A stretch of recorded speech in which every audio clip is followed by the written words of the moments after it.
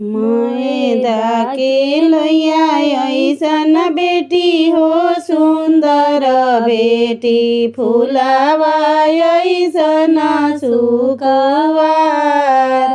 फुलावा ऐसन सुकवार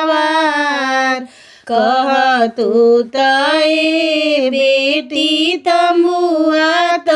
नैती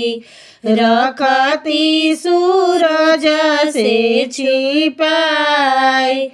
रखती सूरज से छिपाई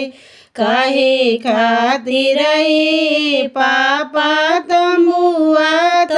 नैब रखब सूरज से छिपाई रखब सूरज से छिपाई। अरे आजू के रतिया पापा तोहरे ही गरावा बिहाने सुंदर बर के साथ बिहाने सुंदर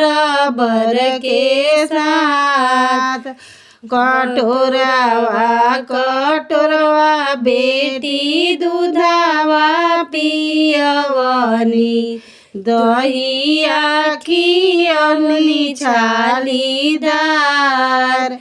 दहिया खियवनी छालीदार दूधो के ने की नाही मनलू हो बेटी चललू सुंदर बर के साथ चललू सुंदर बर के साथ जानते तरह पापा दियवा है पाराया काहे कैला